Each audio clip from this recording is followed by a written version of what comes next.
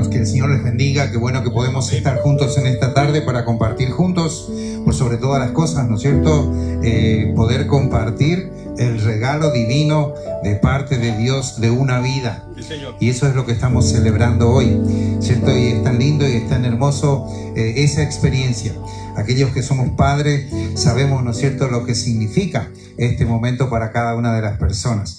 Y realmente es un momento para reconocer y agradecer a Dios por la bendición de Dios en cada una de nuestras vidas. Así que quiero dar la más cordial bienvenida a cada uno de ustedes, especialmente a aquellos amigos que están acompañando a Roxeli y a su esposo. Pues bienvenido a este lugar y ojalá hagan de esta iglesia su familia espiritual. Estamos aquí todos los domingos a las 2:30. Los jueves tenemos un estudio bíblico a las 7:30. Y si nos quiere seguir por internet, tenemos una reunión de oración los miércoles a las 8 de la noche. Ahí en las páginas de la iglesia pueden encontrar el link y pueden unirse cuando puedan. Así que estaremos gozosos de poder contar con su presencia. Quiero compartir con ustedes un pensamiento en esta tarde y quiero leer Santiago, el capítulo 1, el versículo 17. Dijimos que esta es una gran oportunidad para reflejar esa maravillosa obra de Dios en regalar una vida. Estamos tan agradecidos al Señor, ¿no es cierto?, por su dirección, por lo que Él nos da, por su bondad, por tantas cosas que Él permite en nuestra vida. Y aún cuando podemos ver, ¿no es cierto?, su mano poderosa, bendiciéndonos en nuestro hogar, en nuestra familia, con un integrante más. Dice esta palabra, dice: toda buena dádiva y todo don perfecto desciende de lo alto, del Padre de las luces, en el cual no hay mudanza ni sombra de variación. Dice: toda buena dádiva y todo don perfecto desciende de lo alto. Si usted se pone a pensar, ¿no es cierto?, cómo se forma un bebé ahí en el vientre de su madre, usted se puede dar cuenta que realmente esto es un regalo perfecto de Dios. Es imposible imaginar, ¿no es cierto?, lo complicado que es, pero qué hermoso es ver cómo la mano de Dios protege y permite, ¿no es cierto?, este milagro de vida, y en un periodo, a veces 9 meses, a veces menos, podemos ver, ¿no es cierto?, un nuevo bebé, alguien que va a ser parte de nuestra vida, alguien que va a compartir con nosotros. Y lo más importante, que Dios dirige, ¿cierto?, todo este proceso. Fíjense que es realmente un milagro, es el milagro de la creación, ¿no es cierto? Nosotros podemos dar muchas explicaciones, pero en el fondo debemos reconocer que es un milagro, ¿cierto? Y ese milagro es dado por Dios. Ahora, hay un pasaje también allí en Jeremías, el capítulo 1, el versículo 5, que nos habla del control que Dios tiene, porque muchas veces pensamos, tal vez pudiéramos analizar pensando de que, bueno, es un proceso de la naturaleza y eso es así. Y se dio, ¿no es cierto? Y hay un proceso que científicamente se puede explicar y que eso es lo que sucede y eso es lo que da vida. Pero en realidad, cuando nosotros vamos a la palabra de Dios, nos encontramos que realmente la vida da Dios. Y más allá de todas las cosas, Dios tiene un propósito para cada vida. Dios tiene un plan perfecto para cada vida. Y a veces nos cuesta creer esto, nos cuesta entender. Pero fíjense lo que dice Jeremías, el capítulo 1, el versículo 5. Dice: antes que te formase en el vientre te conocí, y antes que nacieses te santifiqué, te di por profeta a las naciones. Cuando Dios estaba hablando aquí, el profeta estaba hablando de Jeremías, entonces dice: antes que te formase en el vientre te conocí, y antes que naciese te santifiqué y te di por profeta a las naciones. Fíjense que aquí hay un propósito establecido en la vida de Jeremías antes que él naciera. Dios tenía el control, ¿no es cierto? Y tiene el control de cada vida. Hay un pasaje que dice que ni un pelo de nuestra cabeza cae sin ese control de Dios. Y fíjense lo importante que es entender esto, porque si entendemos que Dios es el que da la vida y que antes que este bebé se forme ya está dentro del propósito de Dios y Dios ya tiene un plan para esta vida, entonces vamos a aprender a valorarlo, a amarlo, a cuidarlo, a protegerlo, a educarlo y a darle lo mejor de nosotros para que ese propósito de Dios se cumpla. Cuando nosotros miramos la vida del profeta Jeremías, vemos que realmente Dios había guiado su vida, lo había llamado con un ministerio de advertencia, de juicio, en un tiempo donde el pueblo de Israel no tenía, ¿no es cierto?, esa palabra de Dios, ese mensaje de Dios, pero ahí estuvo Jeremías para transmitir este mensaje. No sabemos muchas veces cuál es el plan que Dios tiene para cada uno de nosotros. No sabemos el plan que Dios tiene para nuestros hijos, pero sí sabemos que Dios tiene un plan. Sí reconocemos que nadie nace simplemente al azar. Nadie simplemente se une a millones de personas, sino que Dios nos creó como seres únicos, con un carácter único, con un propósito único, y nos da el privilegio a nosotros de ser padres. Y esa responsabilidad que tenemos de ser padres es la que carga sobre nuestros hombros Dios, y Él se encarga de darnos a nosotros ese privilegio de educarle, de formarle y de darle la mejor capacitación, ¿no es cierto?, para que este niño pueda crecer. Fíjense lo que dice la palabra de Dios. Estuve pensando en esta semana en todo esto, y muchas veces el concepto que cada región tiene, ¿no es cierto?, por los hijos. Algunos, tristemente, tienen hijos simplemente para que les sirvan. ¿Han escuchado esto? No sé si ustedes, pero yo sí escuché, ¿cierto?, que de golpe padres que dicen, sí, tengo varios hijos, porque entonces cuando yo sea viejo ya tengo quién me va a servir. Y a veces tienen esa mentalidad, ¿no es cierto? Pero saben que si vamos a la palabra de Dios encontramos que Dios tiene un plan perfecto. Todos los seres humanos podemos tener diferentes planes para nuestros hijos. Algunos egoístas para servirnos a nosotros mismos. Algunos tal vez, ¿no es cierto?, con una convicción clara de lo que debe ser. Pero déjame hacerte ver lo que dice Dios y la responsabilidad que nos da Dios a cada uno. Y nos pone en el lugar correcto para que todo pueda ser bajo la dirección de Dios y que de esa manera el hombre pueda alcanzar esa felicidad completa. Fíjate lo primero, Proverbios el capítulo 22, el versículo 6. ¿Sabes por qué me limito a leerte estos pasajes? Porque no quiero que pienses que es una idea mía o un pensamiento mío o de alguna religión específica tal vez, sino que es el mensaje de la palabra de Dios. Tú sabes que la Biblia es el patrimonio de la humanidad. Esa es la palabra de Dios. El libro que Dios nos ha dejado es su palabra, donde encontramos todos los principios y todos los valores y los deseos del corazón de Dios. Tristemente nosotros descuidamos a veces seguir o leer o entender aquellos propósitos de Dios a través de su palabra, pero te puedo asegurar que no hay tema que la Biblia no te interprete o no te manifieste, y no hay propósito que la Biblia no te declare, especialmente cuando hablamos del propósito de Dios hacia el hombre. Fíjate lo que dice allí en Proverbios 22:6. Dice, instruye al niño en su camino, y aun cuando fuere viejo no se apartará de él. Mucho hemos pensado y muchos teólogos han estudiado este pasaje y han descifrado su interpretación. Pero si tú te pones a leer sencillamente, no necesitas ser muy sabio para entender. Dice, instruye al niño en su camino. ¿Qué significa esto? Este niño nace, tal como habíamos visto anteriormente, con un propósito. Y ese propósito no está establecido por sus padres, por el ambiente en que se educó, por el ambiente en que nació, por el ambiente que le tocó vivir. No está determinado por eso. Dice, instruye al niño en su camino. ¿Cuál es su camino? Es ese propósito eterno que antes de la creación Dios ya estableció para su vida. ¿Qué tenemos que hacer nosotros los padres? Instruirles para que eso que Dios lo entregó, sea talento, dones, capacidades o lo que quiera, que tú como padre tal vez puedas descubrir, ¿no es cierto?, y te puedas dar cuenta. Debes instruirle ¿para qué? Para que él, dice, aun cuando fuere viejo no se aparte de él. En primer lugar, le enseñamos a nuestros niños, y debemos enseñarles, ¿no es cierto?, aquellos principios morales y espirituales de amar y respetar a Dios. Creo que es uno de los valores más importantes, porque no vas a poder estar con tu hijo toda la vida. No vas a poder velar por la educación de tu hijo toda una vida. Eso tiene una etapa y un tiempo. Llega un momento donde tus hijos se te van de las manos. Y aunque como padre quisiéramos rodearlos y estar allí, se nos escapan, ¿cierto? Llegó la hora que ya no podemos retener más eso, ya no lo podemos controlar.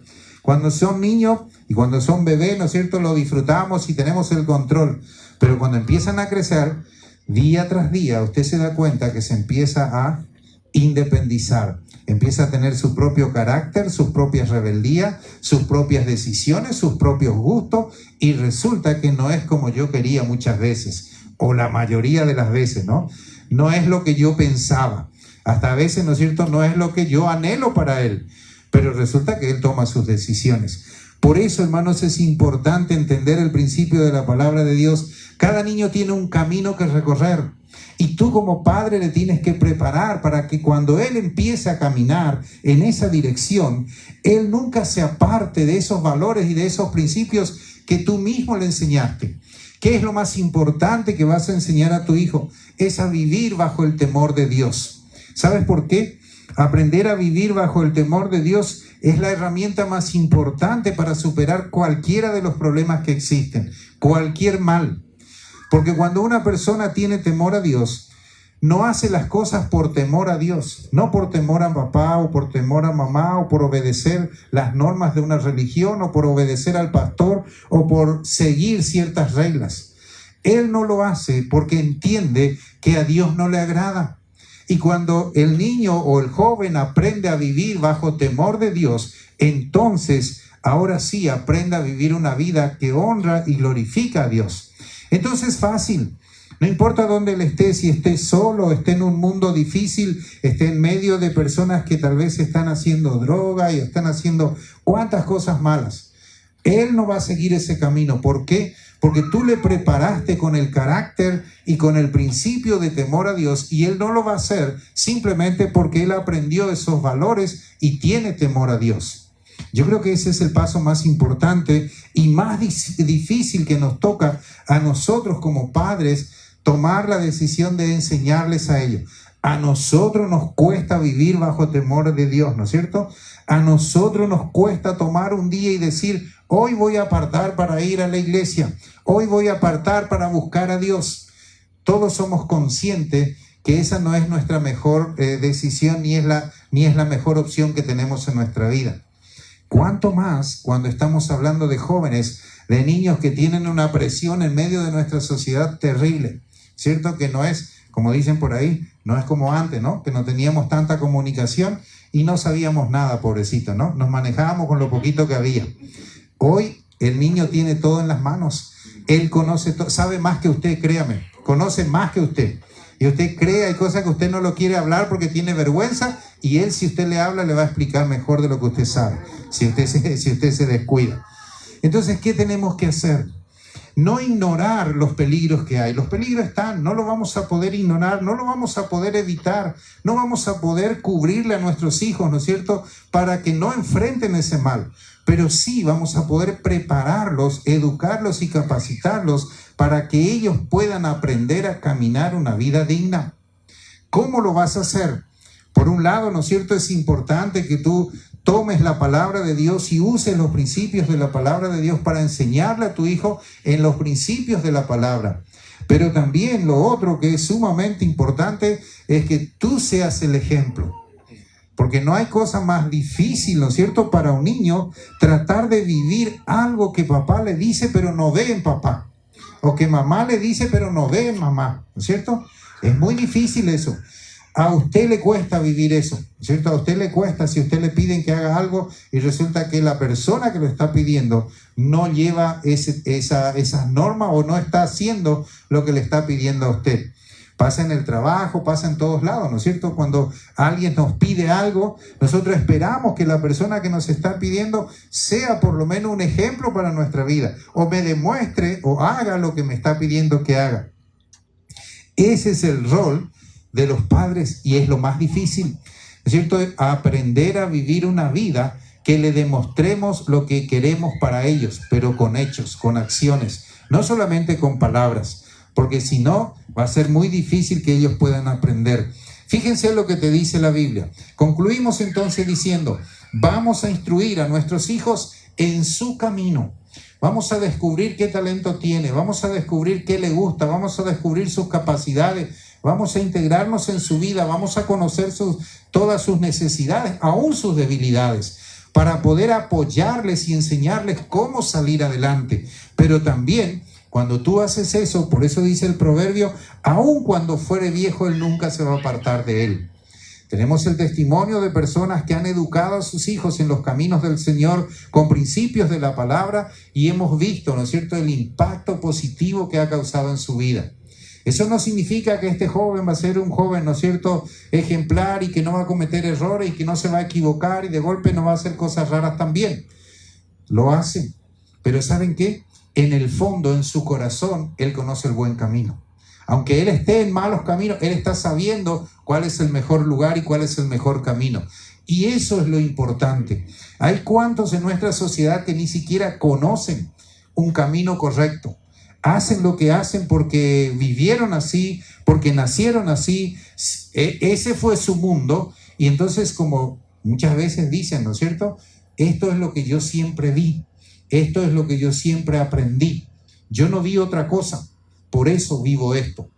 Qué bueno sería que tú le des la oportunidad a tu hijo de que conozca, ¿no es cierto?, no solamente las cosas buenas, sino que vea en ti también ese ejemplo de padre o de madre que realmente enseña con amor, con dedicación, con gratitud a Dios. Fíjate lo que dice la palabra cuando habla de los padres. Le decía que la Biblia tiene respuesta para todo, así que vamos viendo varios ámbitos para ver cómo nos habla.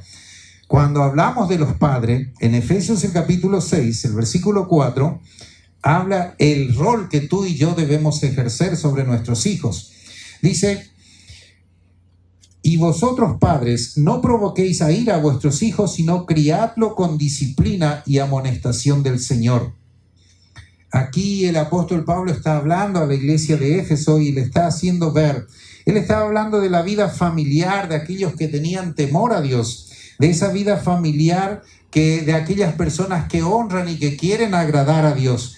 Y habla a los padres y dice, miren, no deben provocar a ira a vuestros hijos, ¿cierto? Y de esto yo creo que todos somos testigos, ¿no? ¿Cuántos de nosotros recibimos una buena paliza cuando éramos chicos porque nos portamos mal? Hoy quisiéramos leerle esto a nuestro papá, ¿no? ¿Papá, no leíste esto? Pero a veces, como decimos, valió la pena también, ¿no es cierto? Pero fíjense, la verdadera educación, la Biblia habla de una educación equilibrada y de una educación verdadera. Esa educación que no provoca a ira a sus hijos. Esa educación que no lastima, que no daña, que no trata, ¿no es cierto?, con rencor o con resentimiento, que no descarga su ira sobre su hijo, sino dice, criadlo con disciplina y amonestación. ¿Qué significa disciplina? Le ponemos límites, ¿cierto? Eso es disciplina. Le enseñamos a tener límites. Y la amonestación, una de las cosas que siempre pienso, ustedes recuerdan la historia de este sacerdote que tenía a sus hijos muy terrible, Elí, y que murió, ¿no es cierto?, por no corregir a sus hijos. Cuando Dios hizo el análisis de la vida de este sacerdote, Dios le dijo a Elí, le dijo, mira, el único problema que tú has tenido con tus hijos, en otras palabras le dijo, no te culpo por la desobediencia de tus hijos, no te culpo por lo malo que eran tus hijos. ¿Sabes por qué te culpo o por qué fuiste culpable de esto? Porque nunca lo has estorbado. En otras palabras, nunca le amonestó, nunca le dijo a sus hijos, eso está mal.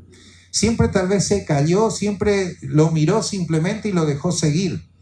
Hay algo que tú y yo debemos aprender, a amonestarle a nuestros hijos con amor, a disciplinarlos con amor. ¿Qué significa eso?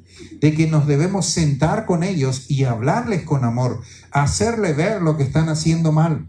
No importa si no te obedecen, pero de todas maneras lo tienes que hacer ver. Porque tarde o temprano esa palabra de corrección con amor que tú le brindas va a calar su mente y su corazón y va a entender. Y se va a dar cuenta, ¿no es cierto?, de que papá tenía razón o mamá tenía razón. Tal vez en el futuro, después de golpearse la cabeza, como decimos, y cometer varios errores, escuchamos, ¿no es cierto?, que los hijos dicen, oh, papá tenía razón. O mamá tenía razón cuando me dijo esto. Por eso es importante. No te olvides como papá y como mamá que tu tarea es disciplinar y amonestar. Solemos ver mucho hoy en día, ¿no es cierto? No me quiero meter mucho en este terreno para que no me tiren con tomate. Los niños tienen 4 o 5 años y le estamos preguntando, ¿qué querés comer? ¿Qué zapatito querés ponerte? No me gusta el rojo, mamá, no me voy a poner, me pongo el negro. ¿Qué ropa te querés poner? ¿Cómo te querés peinar? ¿Usted se imagina a un niño de 4 años tomando decisiones por su vida? Él ni conoce nada, ni entiende nada y usted ya le está cargando con la responsabilidad que él escoja lo que tiene que hacer, cuando es usted como padre el que tiene que educar a ese hijo. ¿Saben cómo se cría ese hijo? Después con 8 o 9 años usted no lo puede más. Yo tenía, y es una verdad, no lo estoy mintiendo, un niño de 8 años que la mamá me decía, y era cierto, pastor, él no come pollo si no es de pío pío. Y el papá, quierase o no, tenía que ir hasta... No le voy a hacer propaganda a este restaurante ahora, pero ese era el restaurante. Y tenía que ir hasta allá a traerle el pollo de pío pío, si no el niño no comía. ¿Usted se imagina qué tipo de monstruito estamos educando? Cuando él sea grande, él él va a creer que el mundo le tiene que servir, que el mundo le tiene que dar lo que él quiere. Y como no le da, comete los errores y termina después, como siempre decimos, en la cárcel, ¿no es cierto? O juzgado por la ley. ¿Por qué? Porque nunca aprendió a tener disciplina, no aprendió a tener límites. Y una de las cosas, hermanos, que tenemos que aprender a hacer como padres es educar a nuestros hijos, enseñarles la disciplina y ponerles los límites para que ellos entiendan que la vida tiene límites y disciplina y amonestación y todo lo que usted quiera. Porque si ellos no aprenden a respetar las normas del hogar, tampoco el día de mañana van a poder vivir en sociedad y respetar la ley que todos tenemos que respetar. Apenas usted empieza a manejar y usted se da cuenta que hay un montón de leyes que usted tiene que respetar, ¿no?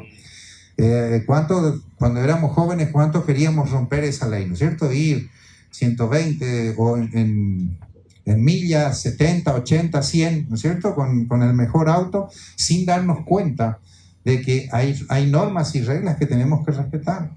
Y si usted no respeta las más mínimas normas, usted va a tener una multa, después la próxima va a tener una siguiente y probablemente después va a ir preso. O probablemente usted va a perder su licencia. Si usted y el daño que le va a causar todo eso. ¿Cuántas veces nosotros como padres somos responsables de que nunca le dimos disciplina a nuestros hijos? Es difícil, yo sé que es difícil. Es complicado, yo sé que es complicado, ¿no es cierto? Pero debemos hacerlo.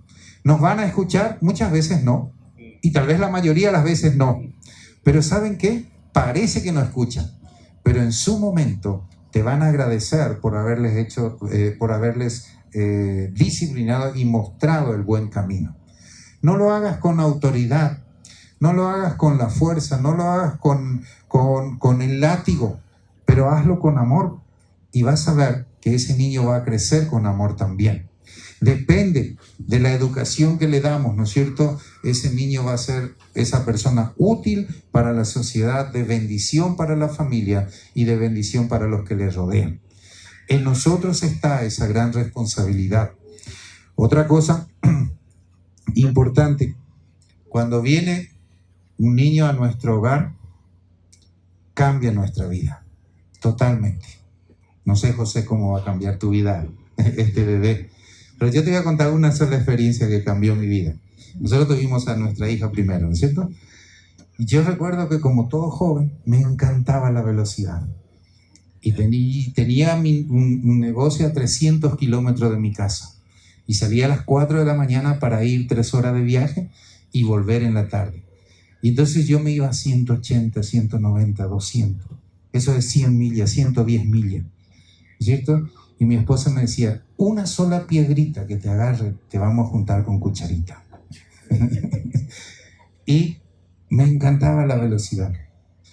Pero algo interesante, cuando nació mi hija, ese primer día, es como que se me apagó el volumen de la velocidad. Bajé a 120. ¿Por qué? Ni sé por qué. Pero parece que esa responsabilidad que te carga ese amor que genera, esa dependencia que crea un hijo, ¿no es cierto?, en tu hogar, cambia toda tu perspectiva. Ya dejas de ser ese joven loco que quiere hacer las cosas a su manera. Ahora ya estás pensando que vives para alguien, que alguien depende de ti, que alguien espera por ti. ¿No es cierto? Es interesante, aunque mi esposa siempre esperaba por mí, pero algo pasó ahí, ¿no es cierto? Es esa conexión de vida que solo Dios sabe cómo lo ha hecho. Y hay algo que tenemos que tiene todo padre y tiene toda mamá. Con mi hijo recuerdo, él dormía en una habitación así al lado.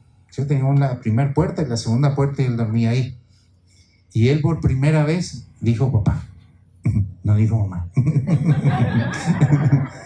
Y recuerdo que a las 3 de la mañana, él por primera vez dijo papá, y yo salté de la cama y me fui a verle. Era un bebé, no recuerdo, tal vez tenía 1 año y piquito, ¿no es cierto? Pero pude aprender qué conexión tenemos, ¿cierto? ¿Cómo fue posible que él en medio de ese llanto ahí dijo papá y yo salté y fui a verle? En otra ocasión nos quieren despertar y ni nos despertamos, ¿no? Seguimos durmiendo. El despertador suena y no nos levantamos. Pero es increíble esa conexión que un padre tiene con sus hijos. Y eso lo hace Dios. Eso es un ejemplo de la conexión que nosotros podemos tener con nuestro Padre, que es Dios mismo. Y que Él está allí y nosotros podemos disfrutar de esa comunión con Él. Y Él anhela tener esa relación con nosotros, esa dependencia con nosotros. Él anhela vivir pendiente de nosotros. Porque ¿qué pasa? Cuando nacen nuestros hijos, cuando llega el hijo al hogar, nosotros vivimos pendiente de ellos. Y estamos allí pendientes. Y emocionalmente y en todo sentido somos dependientes de ellos. ¿Y saben qué? Esa misma dependencia tiene Dios. Fíjate, si tú que eres padre, como hombre, como ser humano o mamá, tienes esa conexión con tu hijo, ¿cuánto más Dios, que tiene un amor extraordinario por el hombre, por el ser humano, no tiene y no anhela esa conexión con nosotros? Desafortunadamente, nosotros somos los que nos apartamos de Dios. No es Dios el que se aparta de nosotros o que no piensa en nosotros. Él está allí anhelando, esperando disfrutar de esa relación con cada uno de nosotros. Pero nosotros somos los que nos apartamos de Él. ¿Saben qué nos pasó?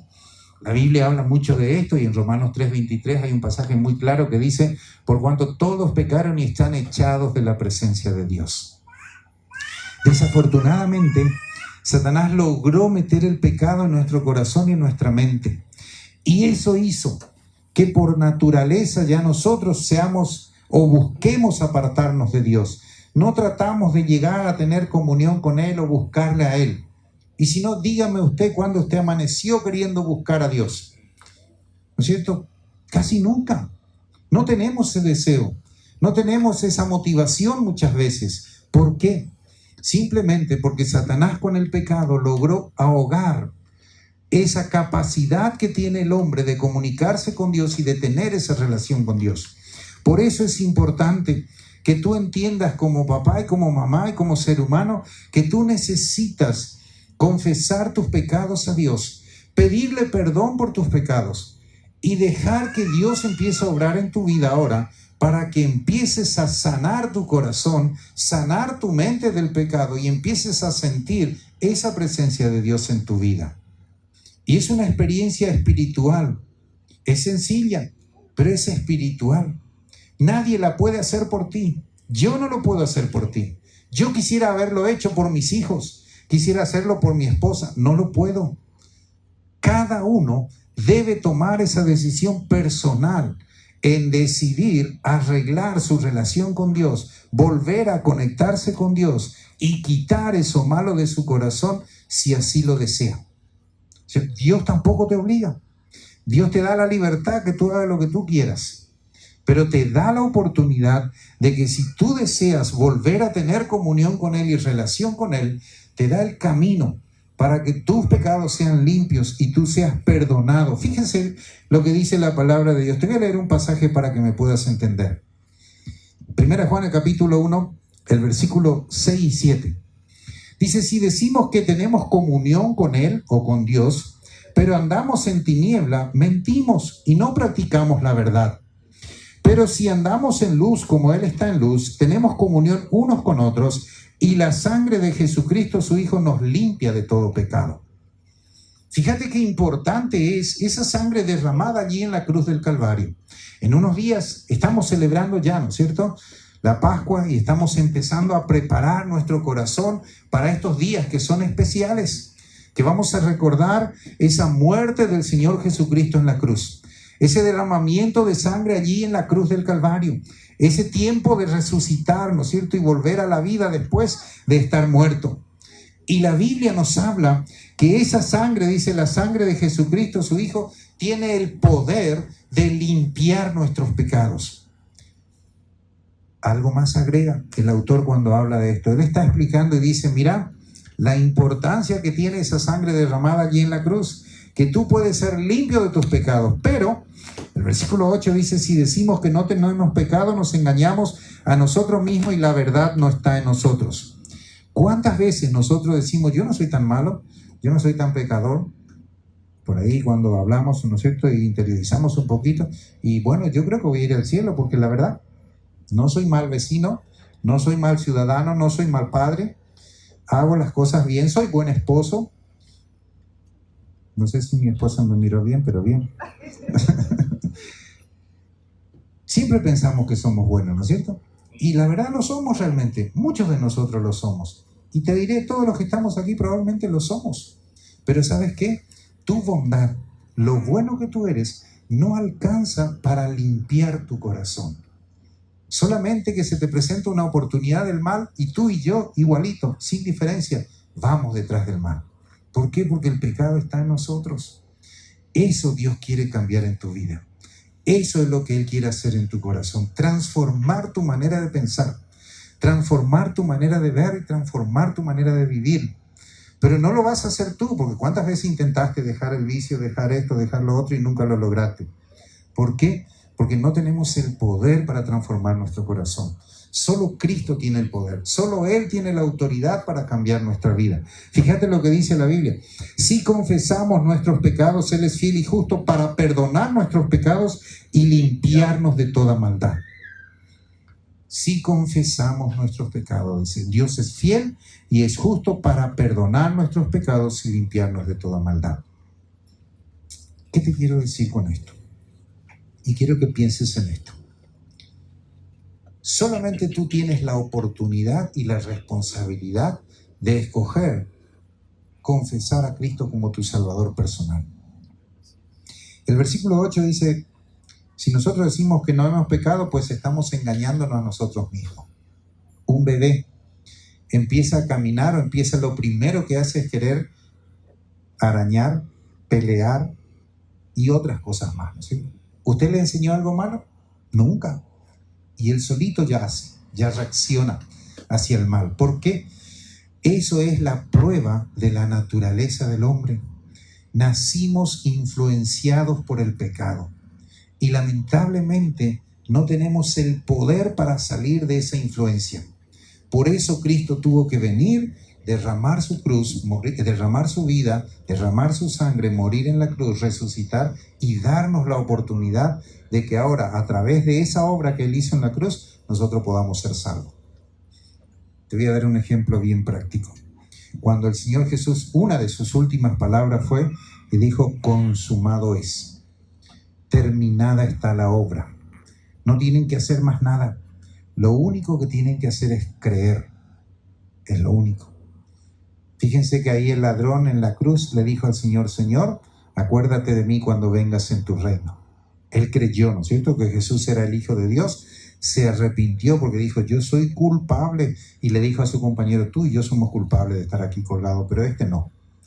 Primero reconoció que era pecador, segundo reconoció al Hijo de Dios y tercero pidió auxilio al Hijo de Dios, a Dios mismo. Acuérdate de mí cuando vengas en tu reino.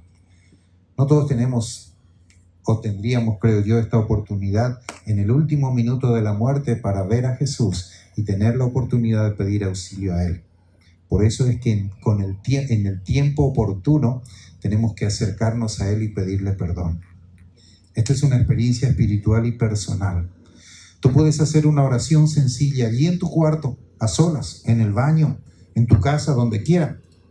Hacer una sencilla oración de pedir perdón por tus pecados y pedirle a Dios que transforme tu vida. Y Él lo va a hacer. ¿Sabes por qué? Porque Él ha prometido que lo va a hacer y porque Él es fiel. Y porque, como dice su palabra, ¿no es cierto? Si confesamos nuestros pecados, Él es fiel y justo para perdonar nuestros pecados y limpiarnos de toda maldad. Así que yo te quiero animar en esta tarde a esto. Si aún no entregaste tu vida a Cristo, si aún no hiciste una oración de fe pidiéndole perdón por tus pecados al Señor, anímate a hacerlo. Si quieres hacerlo hoy, si quieres hacerlo al regresar a tu casa, cuando quieras hacerlo. Pero piensa en esto, porque esto es muy importante. Esa oración de fe va a cambiar tu vida, va a cambiar la perspectiva de tu vida, va a cambiar todo en tu vida. Pero esa sencilla oración, uno debe tener humildad para hacerlo, porque muchas veces no lo queremos hacer, ¿no es cierto? Y no queremos reconocer. Bueno, no, yo estoy bien, yo no necesito. Y si es en público, peor, porque si los demás saben que soy pecador, qué vergüenza, ¿no? Pero hermanos, no se preocupen, todos somos pecadores. Así que tenemos que aprender a reconocer ante Dios nuestra situación. Y eso es lo importante. Yo te quiero animar, principalmente, ¿cierto? Especialmente a los papás. Les quiero animar hoy que tomen esa decisión de entregar su vida a Cristo. Con una sencilla oración, diciéndole: Señor, te pido perdón por mis pecados. Reconozco que soy pecador. Y quiero que tú vengas a mi vida. Quiero que tú transformes mi vida. Y vas a ver cómo esas sencillas palabras va a transformar tu vida. A veces a nosotros nos causa sorpresa, ¿no es cierto? Cuando la gente afuera dice: oh, pero tú eres cristiano y tú no haces esto, no haces lo... En la iglesia te prohíben, ¿no es cierto? Tú vas a la iglesia que te prohíben eso. Y en realidad cuando tú vienes acá y tú buscas, ¿dónde está la lista de prohibiciones? Que no la veo. No existe.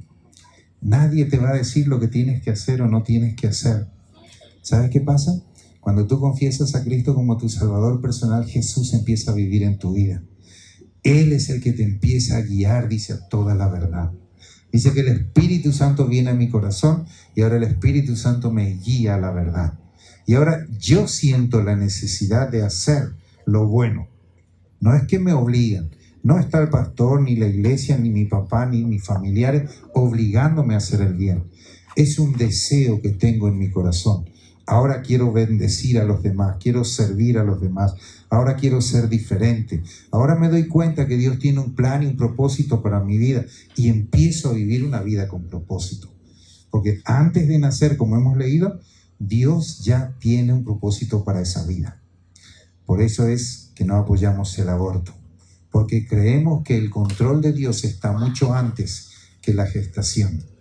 Que Dios trae a esa vida y pone en medio de ese hogar ya con un propósito.